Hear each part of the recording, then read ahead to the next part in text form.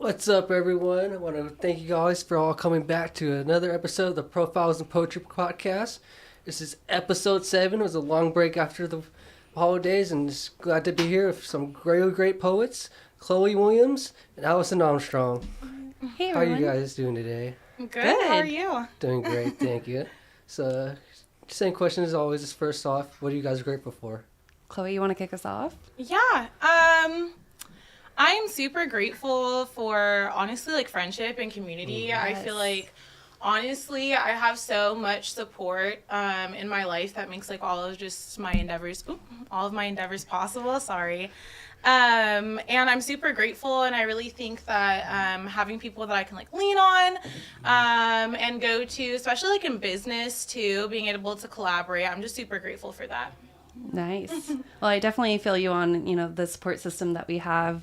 I think today I'm extra grateful for art, and the outlets that it allows us to express and kind of escape from the world sometimes. I was just doing ceramics before this, so just really grateful to also be here in this moment, meeting new friends, and getting to connect with old ones. So, yeah. Ceramics is kind of a sexy hobby. It's fun. It's a lot of touching. Yeah, it's fun. Yeah. All right.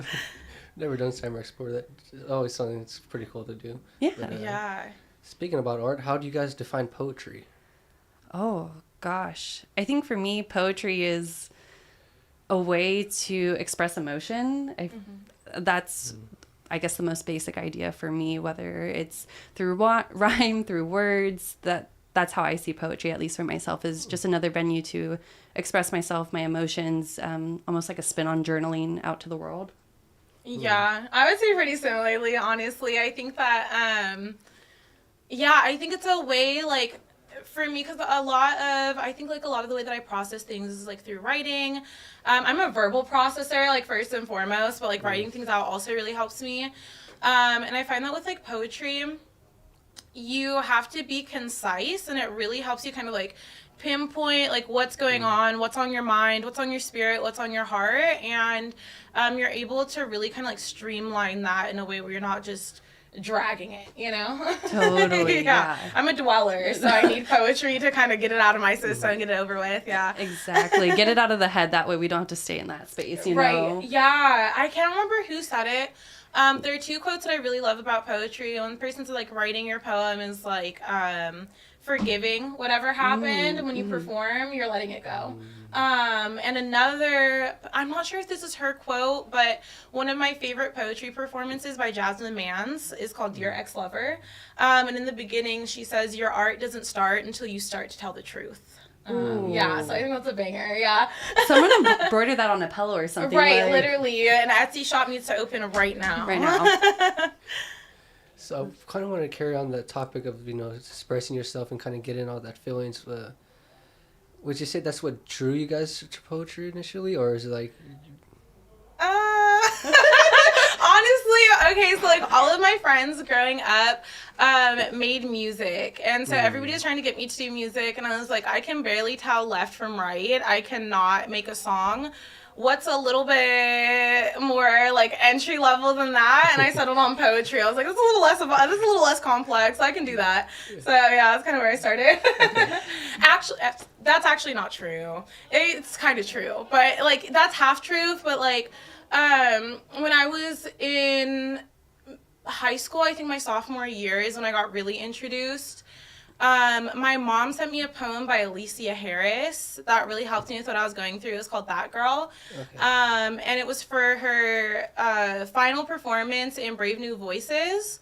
And I felt really inspired. And that's actually the same year that I started competing. And I didn't make it that year, but the following year, I made it to finals in the Sacramento Area Youth Speak Slam and made it to Brave New Voices in Atlanta that year. So that was like a big landmark for me. It was like, oh, that was a performance that got me into poetry.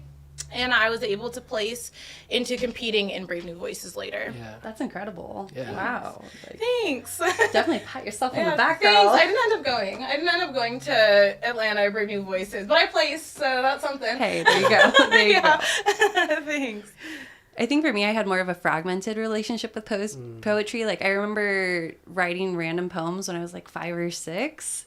And then I stopped writing poetry, and I honestly didn't pick it up until last year. So there was a really long amount of time in between it, but it's been really fun to come back to. It's something I've always wanted to come back to. It's something that I felt in my soul. And so to come back to it is very healing for my inner child. I'm like, she was onto something when she was getting into it, you know? Yeah, 100%. I think that's most of growing up is like, you just slowly evolve into who you were as a child before you were influenced by everybody else. Literally, and now you have the money to afford to do all the things you want to do. Yeah, 100%.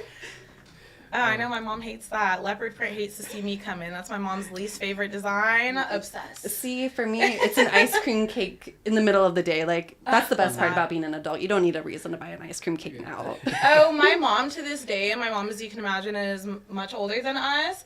And she'll be like, I was like in the kitchen with her one day, and she was like drinking a glass of wine, like I think like 4 p.m. She goes, I love being an adult. I can do whatever the fuck I want. Oh, whatever. I did it already. I'm sorry. Whatever the heck I want. And I was like, heck yeah, Mom. Queen behavior. Right. And we're here for it. We're here for it. So, how do you guys find your unique voice? Your unique voice as a poet? Like, okay, so when I saw this question, I was like, I don't know how the heck I'm going to answer this. Because to be honest with y'all, I don't feel like I have a unique voice as a poet. I feel like my friends tell me that, though, which I just find really interesting. But oftentimes, I just write what pops into my head. And apparently that has a theme. And my friends say that they can tell when it's one of my poems. I still can't, but yeah. I don't know about you. She's authentic. Yeah. So, I don't know. Honestly, I have no clue. Do either of you guys have an internal dialogue? Do you have a voice in your head? Absolutely. She's there. I don't. It's just like, it's like marbles in a can up there. It's like elevator music. There's nothing up there. And so maybe poetry is my internal dialogue, because that's where I discovered her. Yeah. But no, I really don't. I don't have any internal dialogue. I just like get really strong feelings and like I'll see stuff in my head. Like I'm a very visual person, but I don't hear anything. Dang. Isn't that weird? Can you tell like mine to be quiet sometimes, please? Oh, I'll do my best. So when you guys sit down to write, do you have like a process you do? Like you have like a favorite song you listen to or anything like that? I think for me, since my writing is so sporadic, I'm often writing at workshops where there's someone guiding us through the process. If it is something where I'm doing a free write, I like to be in a place where there's people. I'll have to be in a coffee shop. Otherwise, I don't feel like I can really write. That's super interesting. Yeah, I don't know why. Oh, man. I think poetry is a pretty emotional process for me. And it's probably like the least creative of my writing as far as like themes and like ideas and plot lines go. It's usually just like whatever I'm going through. So I think I'm just like so fed up that I'm like, I need to write it out. And like, I'm also like somewhat of like a people pleaser. Like I do like for people, you know, everybody likes to be liked. You know, if you're around people, you want them to be happy. So I feel like a lot of the time, you know, unfortunately, like my more scathing poems are definitely, I should have said something sooner, but I ended up cutting that person off, blocking them on Instagram, writing a poem instead. So, scorn. Scorn and spite is my feelings for. So I'm just kidding. Sometimes that's the best option, though. Yeah. So protect your peace. Yeah. That's what I say. Or blow it up. Take it to hell. No, I'm just kidding. Porque no los dos. In a poem. Yeah. So we were kind of talking about earlier because you said you came through ceramics. I know you do photography as well, and I know you do the paint things every once in a while. Yeah, so I coordinate events, so like I do paint and sips. I'm not a painter, so J. Rock Thomas, incredibly talented, phenomenal painter.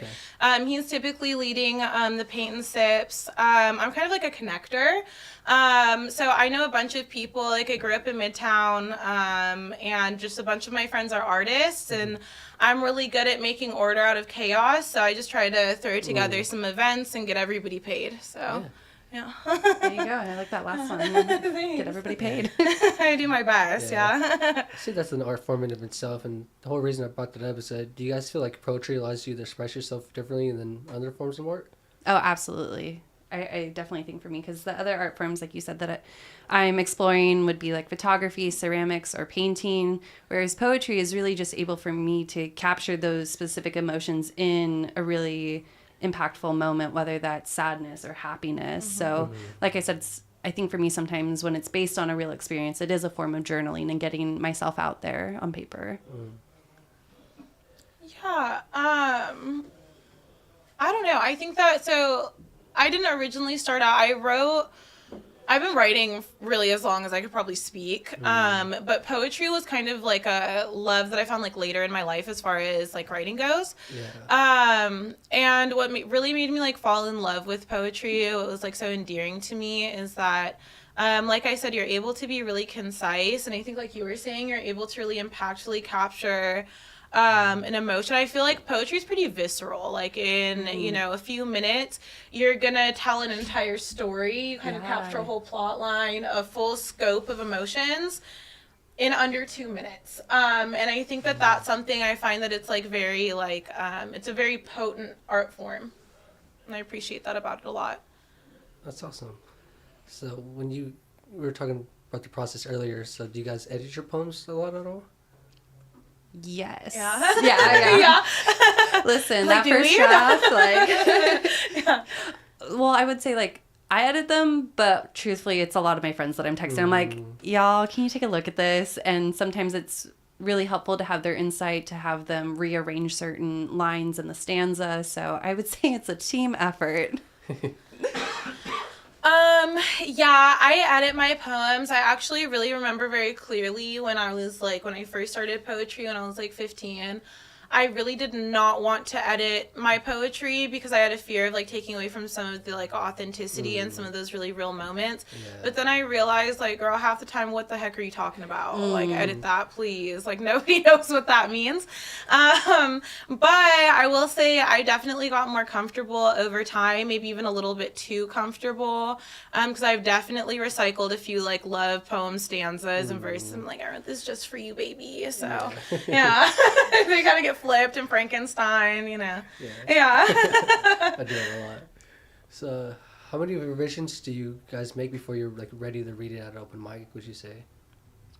Oh gosh. I mean, I think it depends on the poem. Sometimes it is just ready to go off the bat.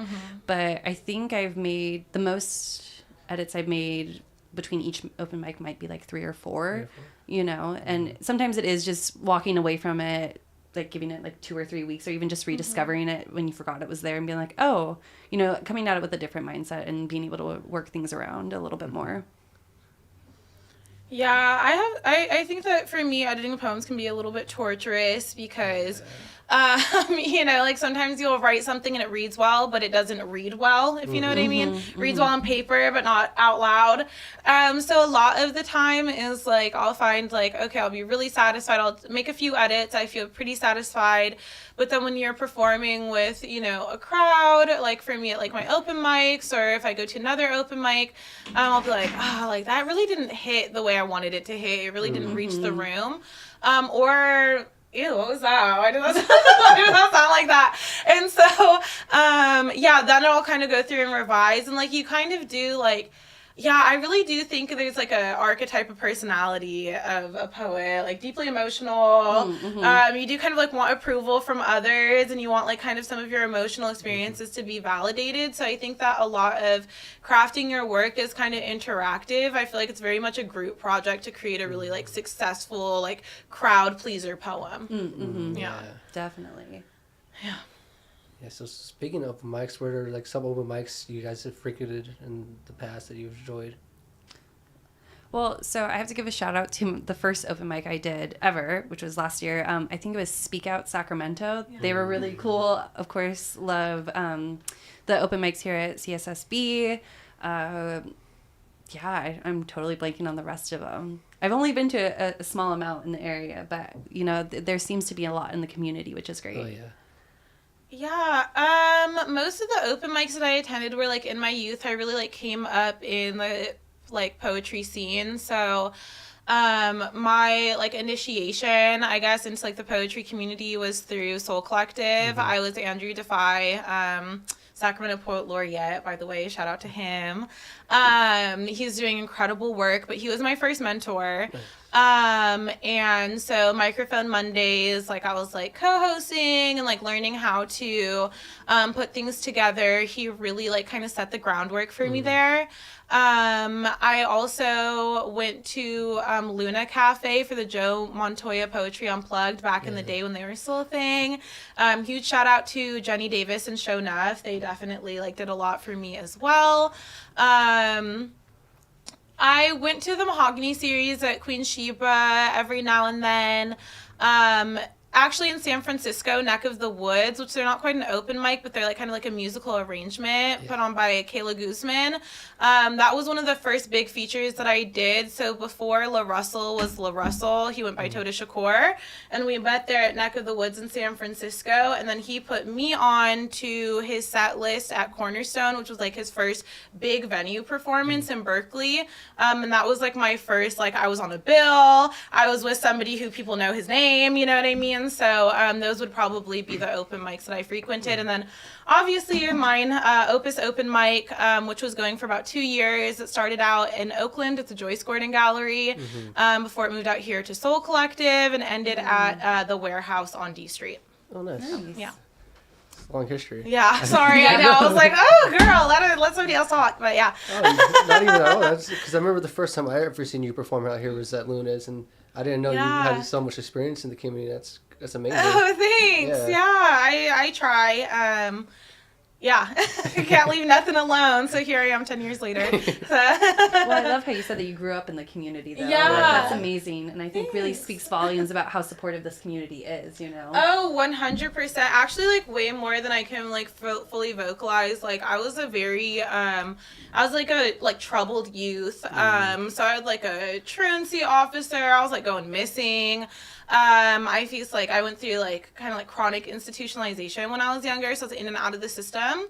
And having like the support, kind of what I was mentioning earlier, having those kind of like supports and pillars of support in the community makes such a big difference. Because there is a time where like my therapists were telling my parents like I don't think she's gonna live past 18. So I've really been able to kind of like transform my life through learning how to express myself in like productive ways, and finding community and like organizing events and finding places and platforms for other people to thrive. So. Yeah, that's awesome. Yeah. So you dropped a lot of good names. I know like Jenny showing up, Andrew, but Yeah. what about you, Ali? Is there anyone in the community who's kind of helped you out? Oh, gosh. I mean, I know it's a total cop-out, but I would have to say the whole Sacramento poets community, because I think coming into this as someone who didn't really have a lot of poetry experience, everyone has just been so incredibly welcoming. Obviously, I have to give a big shout out to Rye in the Sky, Joe, Diana, but some of my other favorite poets that I've seen here. One of the first poets I ever followed after seeing them at an open mic here was Alonzo, Heal with Words. Yeah. Just his work is so incredibly moving, and anytime he speaks I think it's great. David, he does the Ray Fortura series. Yeah. I just love the fact that whenever he does that series I'm always busting up laughing at the end. Yeah, that's one of my favorites that he's been doing going around. Could I also, just before we move on from people who've influenced us in poetry, I did want to give Cho of Choetry. She just got the keys to the Sac Poet Center. Yeah. She does incredible work. We're actually working on some like collaborative efforts on like programming out here. And then also the Says team of 2015 really had some like heavy hitters. Like I don't know if you know like Yelly, she's like a singer from out here. She was a Says competitor. I think she was like 13 or 14 when she started. Made it to finals. She actually placed at Brave New Voices. Oh, nice. Simone, also prolifically talented. Callie, I also competed the same year as Deborah Armstrong. She's the first ever youth poet laureate in Sacramento. She's also incredibly talented and does some great work out here. There's a lot of really great people in the community in Sac for sure. Oh yeah, there is. Definitely. I do want to give one more shout out to Honey No Mind 916. Her work with Sela Soul has also just been incredible to see, and like I don't know, I feel like the community keeps growing just because of these amazing organizers that we have. I completely agree. Just all these spaces that have been popping up in the last 2-3 years is just like Really? crazy. Yeah. It's been growing like wildfire Right. for sure. I hate to see us coming, but we're coming. Right, Yeah. literally. So this is a little halfway point if you guys would be down to read a poem. Or... Yeah. Oh man, do you know what? The one that I have memorized does have profanity in it. A lot of my poems do. Oh, that's okay. Do you want to think of one while I read mine? Yes, Yeah. please. Yeah. I'm gonna be nosy on my phone. It's great. I am not a person who memorizes my poetry, so I'm so sorry, y'all. But this was one of the first pieces that I wrote when I was exploring poetry last year. And I think, I don't know, it always hits me in the feels. So, the price of my sword is the cost of my soul. My chest scarred reminders of the times I have fallen to protect others who would never fall for me. What use is my sweater when the one beside me shivers? What is the value of my eyes if my friends cannot see their radiance? What is the purpose of my love if my partner feels empty? And what am I worth if I am not meant to be sacrificed? Poem. Thank you, thank you. You are very talented. Thank you. I did not find anything in that time, so I'm gonna go with the one that I had in my head. We're working with what we got. Where do you expect to find fulfillment having fruitless sex with frivolous bitches? I pray to God that I'm forgiven. For the narcissist in the gospel I've been spitting, I just lust after the day that I am self-loving, self-satisfied, and self-sufficient. I said, Father, forgive me. I couldn't give a damn if you considered that to be sinning. I centered myself. Found balance in being self-centered, solace when I entered my solar plex. Y'all know I flex that sunshine in my soul. I never needed a grill for the gram. This mouth has always poured gold. And they tried to tell me that numbers didn't lie, like I haven't peeped the price tags on their souls. Dang, girl. That was really good. No. Thanks. That's great. It's my little like opener.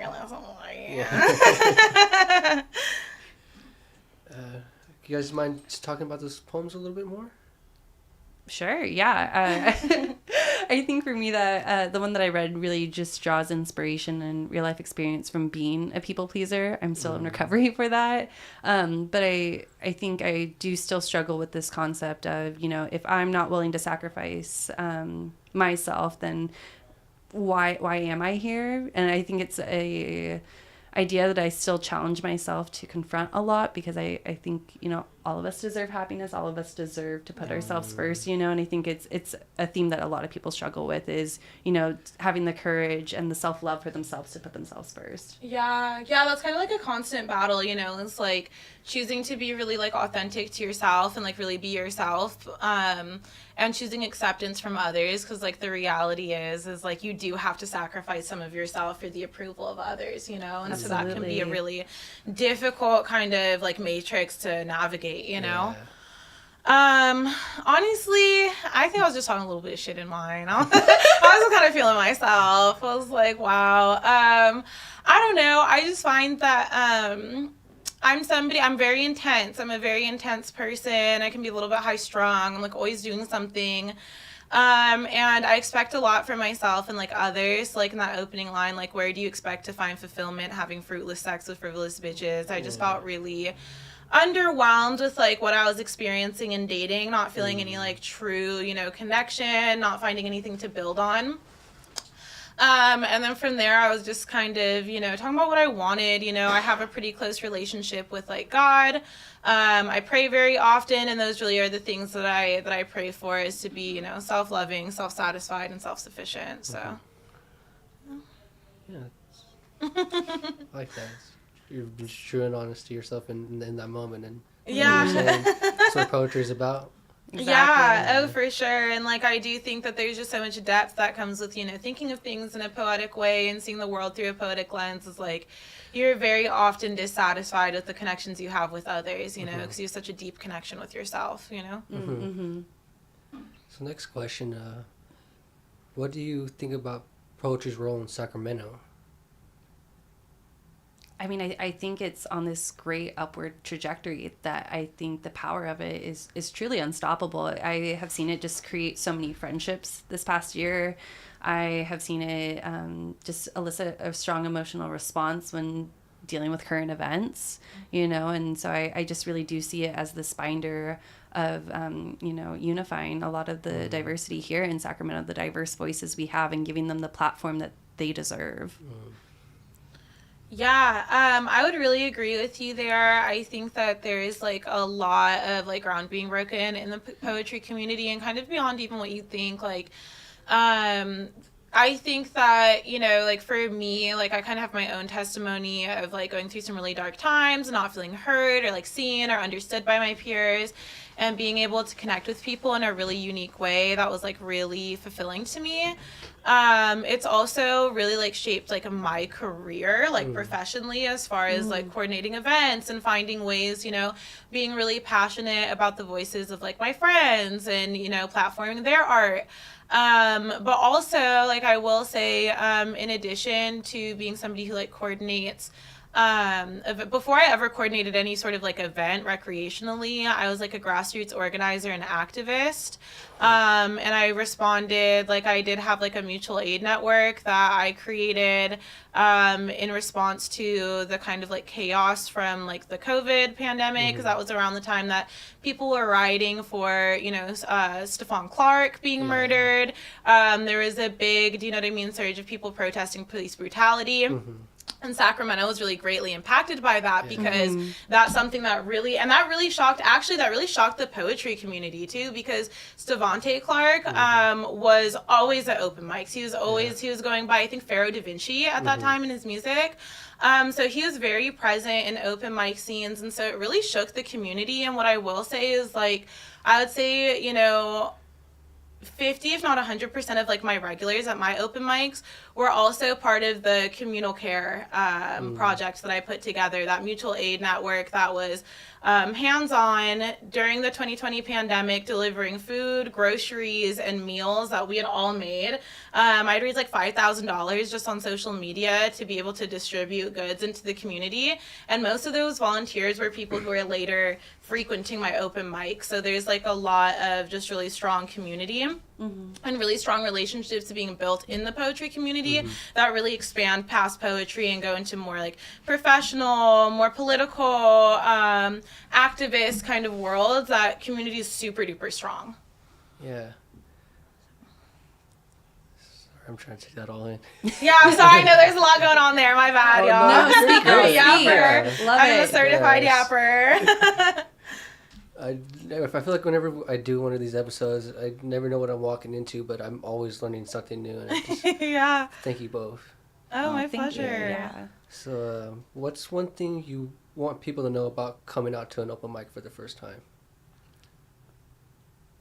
Everybody's scared. I was gonna say, yeah, like, don't be scared, but like everyone's scared. Everybody's scared, yeah. It's like a certain balance, you know what I Yeah. mean? Like if you feel like, okay, I got this, and giving yourself pep talks, and you're like, you feel like you're gonna throw up a little bit before you, that's like the sweet spot, you know? Because like if you're too confident, you'll go up there and you'll bomb, dude. You'll be like, what? Like I just forgot half my poem.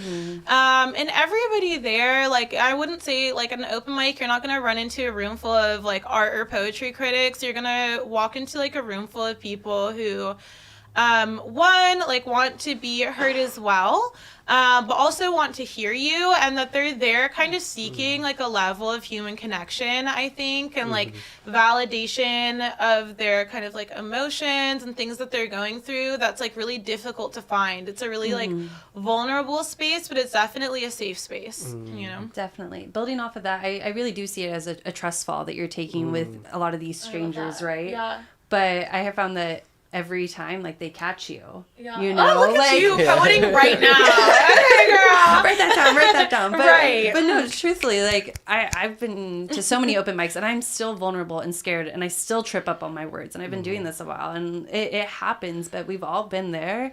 And like I said, like when you show up for the community, allow the community to show up for you, because what you say is valuable, and we'll be there to support you in that moment. Don't take a shot or smoke a joint thinking it'll help, because it won't. It will do the opposite. You'll literally be up there feeling like you're ordering a Chipotle. Like, I'm so nervous right now. Yeah. I've been there a lot lately. Yeah. Yeah, you'll be like, this oh, little joint I'm going to smoke some weed. And then you're like, You're just like looking out at the crowd. You're like, right. oh, God. Like, wow, you all look so big up here. Yeah. What's one thing you want people to know about Sacramento? It's not as lame as people think. I don't know. I feel like a lot of people do bash on Sacramento, but I've been up here for 10 years now, and I've loved this city ever since I got here. Like, the first time I visited the city, I knew I was going to live here, you know, and the diversity, I think, is great. I think the distance to the capital makes us, we have to address certain issues that pop up in our communities, but also nationwide. And again, just really good food. Like, honestly, y'all, like, so good. The best Thai food is in North Highlands, y'all. House of Thai. Don't sleep on it. Yeah. I'm not going back to North Highlands anytime soon. I lived out there for a minute. I'm cool. I'll take the Thai food down here. But I believe you. Yeah, I lived out there. Yeah, memory lane in the worst way in North Highlands for me. Actually, not the worst, like medium worst. Anyway, lukewarm. I don't know. Yeah, I would probably agree with you. Like, Sacramento is hella cool. There's so much to do. Honestly, whatever you do, I honestly think if you're out here being like, oh, Sacramento's lame, there's nothing to do, like, you need to go outside and touch grass. Literally. Like, no matter what scene you're in, like, there's literally an open mic almost every single day of the week in Sac. As far as, like, you know, I'm not gonna lie, I'm a bar hopper. My mom is European, my dad's a chef. I'd be in those bars. And there's something to do. There's literally always something to do, whether you're into, like, nightlife, whether you're into the poetry scene, the art scene. There is so much culture and so much to do out here, and, like, a lot of it doesn't even cost money. So there's so much to do out here. Such a cool space, and, like, you really can make so much happen. Like, I really think that if you're, you know, good with people and you do good business, you can really do pretty much anything in Sac. Definitely. Yeah. We're more than just living 2 hours away from San Francisco, or we're like 2 hours away from Tahoe. You know what I mean? Right, exactly. Do you know what I mean? And we're also like 4 hours away from Reno. Yeah. Polar opposite. So we kind of all have jobs. We have friends and families we got to keep up with. So how do you find the balance between all that and being an artist? I'm just insane. Literally, I'm just out of my mind. I just see how much I can do before I, like, crash out or, like, get sick from doing too much. Wrong person to ask. No, but honestly, though, I think quoting my therapist, boundaries are a good thing, you know? Right. So, I don't know. I work a standard 9 to 5 desk job, so I really find, you know, it pays the bills, and it allows me the free time to go do stuff on the weekends, in the evenings, and that time is dedicated towards activities that are bucket filling for me. That said, like, sometimes I do get burnt out on poetry or art, and, like, I'm on my couch and I'm watching trashy reality TV, and to me that is gospel. With hot chips. Please, oh, absolutely. Yes. Absolutely. Amen, sister. Me too. So I'm gonna go on back to some, like, poetry questions, and I guess your art.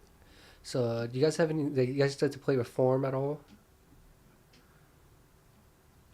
Like, as far as, like, poetry goes? Yeah, like different forms of poetry, like sequence, haikus, or anything like that.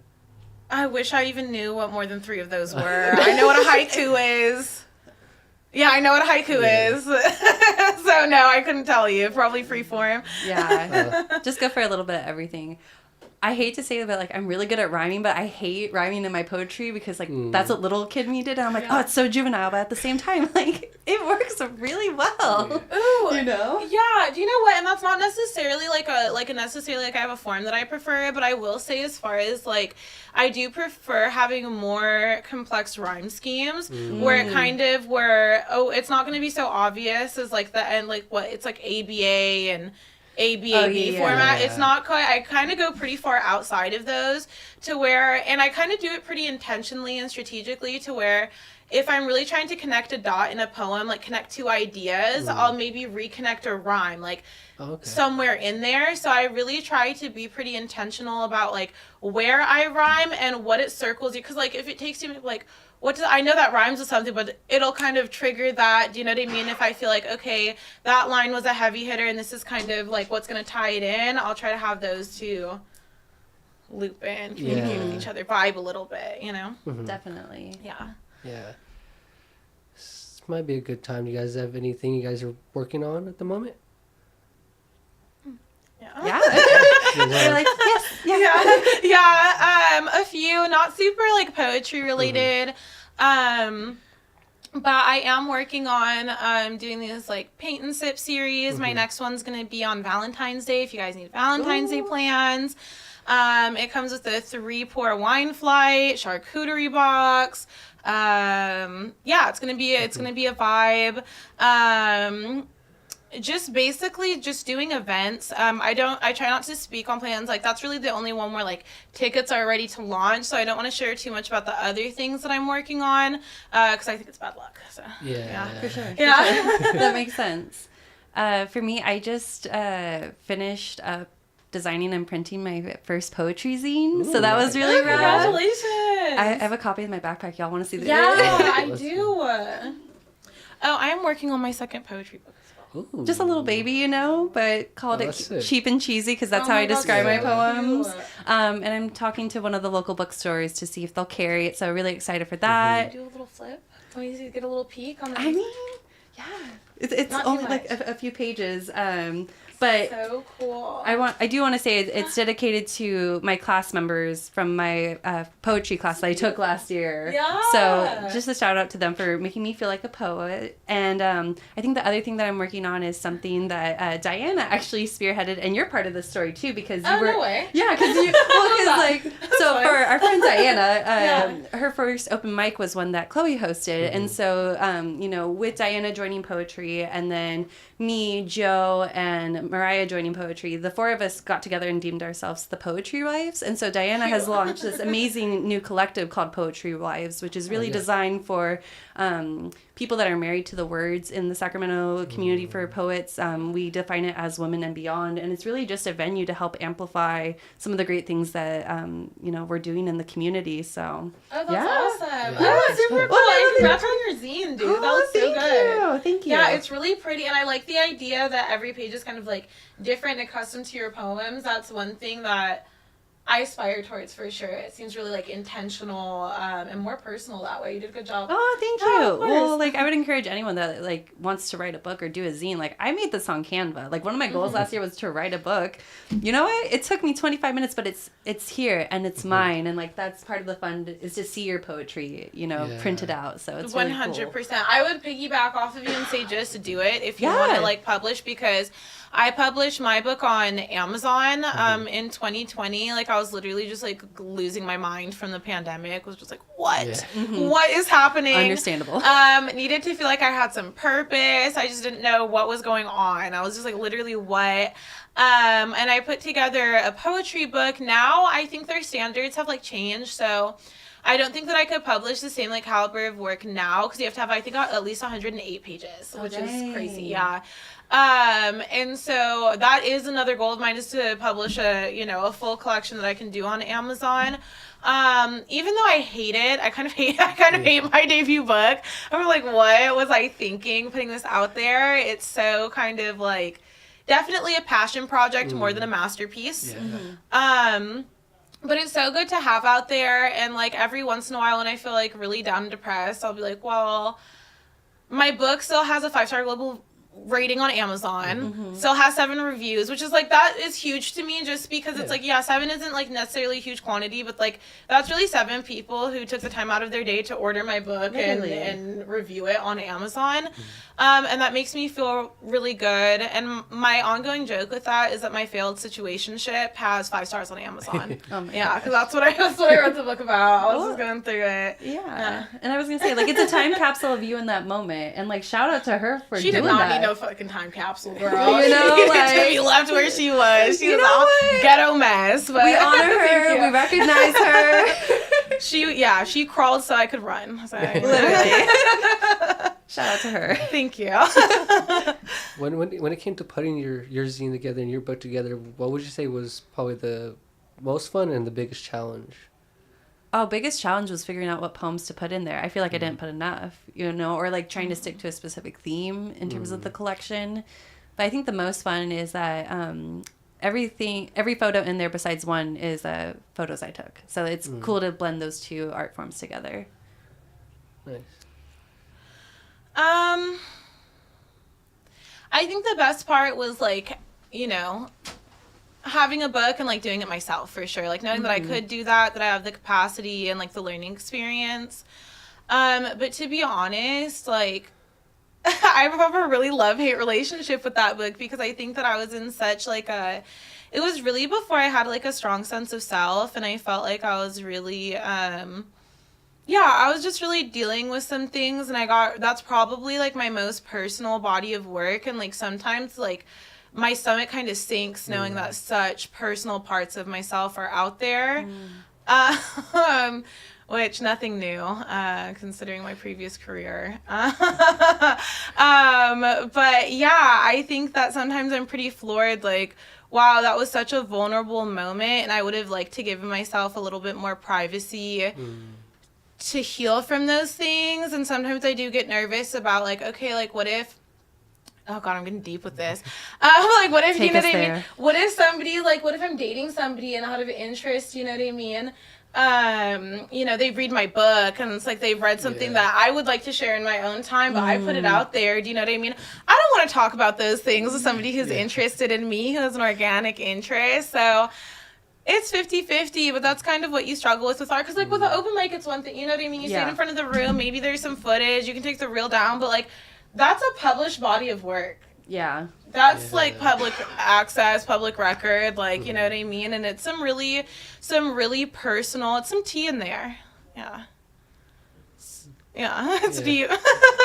I'm like, wow, I really felt no fear publishing that. I feel it now, though. Feel comfortable sharing the name of the book? Opus, and it's on Amazon and Kindle and paperback edition. You can read the darkest, most embarrassing things about me, I think, for like $10 on Amazon. So go freaking crazy. Yeah. I've heard use it against me and start a freaking riot. And I'm just kidding. But now it's out there. Like, yeah, I know they can't. I know, and you know what? That's a positive side. Yeah, that is my coping mechanism for dealing with like conflict. Is just like, just be horrible and just embrace it. Yeah, that's so true. Even if it's not. I'm like, yeah, it's freaking true. You know it. Everyone knows it.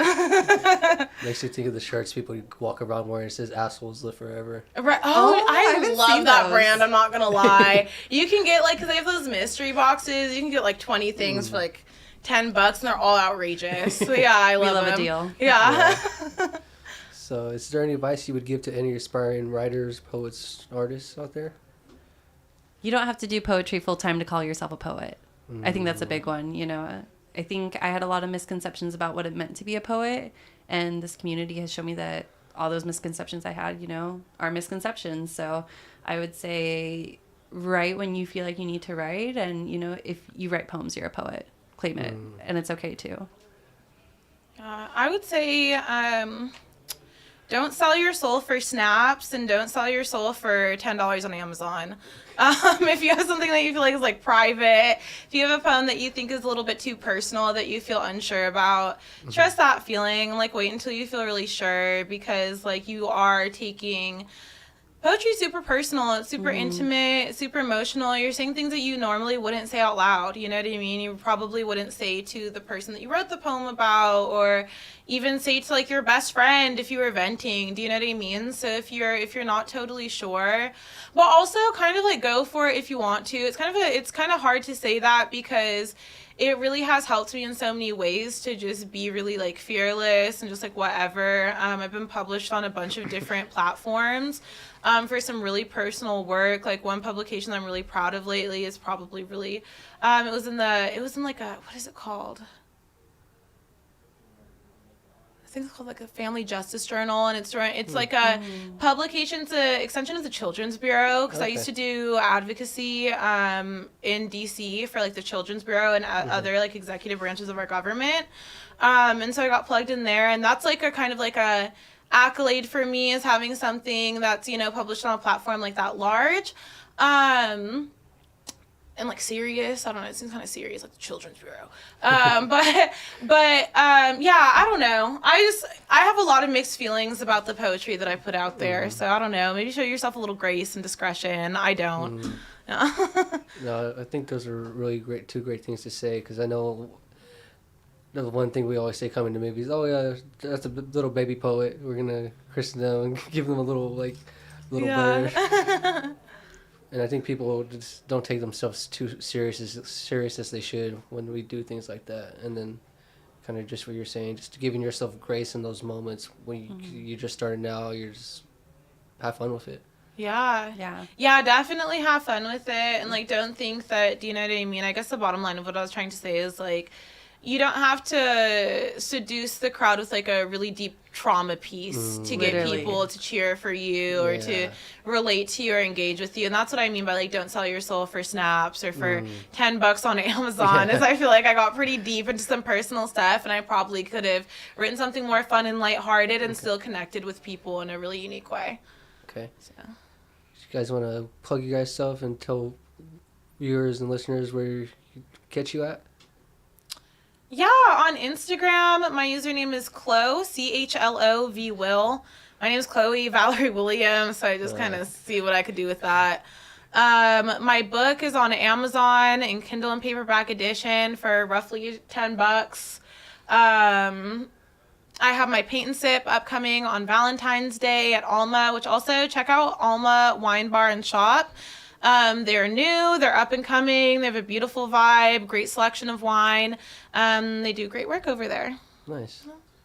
Oh, sorry. Oh, no, sorry. No. I'm so sorry. Also, if you need a venue for an event, we have 7,000 square feet for you to use at your disposal. Fully operating kitchen, reception area. The main event space is 3,500 square feet.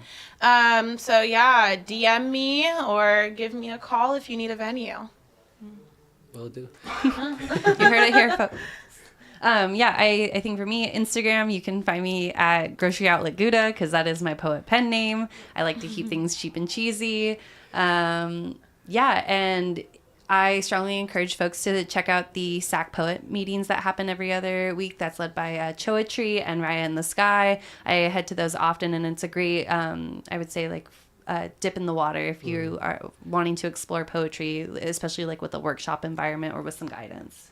I would co-sign that. I haven't met Raya yet, but Cho is that girl. Literally. I love her. She's such a gem. Yeah. Love both those girls. Yeah. Done a lot of work with them and just great energy. Being Exactly. And definitely check out Poetry Wives on Instagram as we start to launch this new collective. Yeah, and I definitely will check them out for sure. Yeah. So we got the 10 minutes left. I'm gonna get a little goofy this last question. It's a question that we had in high school for the creative writing class we had when we had guest speakers. Yeah. So we'd ask them, you just died and you're at the gates of heaven, you see God, and you can only say one thing. What do you say? Wait, you say what to God? I'm sorry. You can only say one thing to God? Yeah. I think it was a cuss word, but I don't know if you guys feel comfortable cussing. I do. I already did. I held myself. I mean, to be authentic as possible, I'd probably say I think I'm in the wrong place. Or I would either say that, or I would just say I'm grateful. You know, I think I really try and lead with a lot of gratitude. But it would probably be the first one, be like, friend, I think I took a wrong turn. I don't think I'm supposed to be here. Please do not go through my iCloud server. Yeah. Does he get the clearance to go to Amazon and find that book? Yeah, he can do that, but do not go through my phone. Not that type of phone, and don't go through my iCloud server, because I will not be here for long. Yeah, that's great. Thank you guys for... What would you say, Al? Yeah, what would you say? I think my go-to word is always fuck. Damn, we did not understand the assignment at all, huh? No, he said one thing, not one word. Oh, okay. That's how I interpreted it. Yeah, it's I'd go for the C word. Crap. I'd say cunt. Because do you know what? Do you know the reason why I have such a... I always love that word. So my mom's British. And I feel like that's a very British, like, really vulgar cuss word. And I used to work at the Louis Vuitton Roseville store. And everybody at the store is, like, ganging up on this customer in the back. Like, just talking so bad about her. Like, she had a bunch of, like, surgery and stuff. And I said something in passing, like, yeah, well, I liked the client, mind you. And I was like, yeah, I guess she doesn't have to be such a cunt. Right? So everybody in the freaking store was ganging up, talking so bad about her, about how her surgery looked, about her, like, literally just tearing this girl down. All I said was she doesn't have to be such a cunt. Tell me why later that day, my manager comes up to me and she pulls me to the side. She's like, can I talk to you alone in my office? She's like, Chloe, you cannot call people the C word. When I tell y'all, I could not stop laughing. Like, she couldn't even write me up. I literally could not stop laughing. Yeah. And that same manager was aired out on the 916 page for stealing a pillow from a bar. So, you know, we're all wrong. It's not everyone's best day all the time. So, you know, sometimes you call someone the C word. Sometimes you steal a banana pillow from a tiki bar. We're not perfect. I feel I'm messy for actually telling her business like that. Not only was it aired out on the 916 page, but shouldn't have written me up. There are two wolves inside you. Right. Literally. I'm like, oh, I feel bad, but you wrote me up, girl. That's what you get. No, I'm just kidding. Yeah, I think that's our show. I just want to thank you, Chloe. Thank you, Allison. This has been a really great fucking episode, and glad I can get this kicked off for the new year with both of you. And to all you viewers out there, I want to thank you guys for watching. Thank you for always supporting. Thank you to Eli, our producer, and thank you, a big shout out to City Sound Soundbites. It's a beautiful year for art, and it's going to be fucking kick-ass. So hope to see you out in the city. Bye. Thank you. Oh, we're cute. Look at us. That's cute. You're in sync and everything.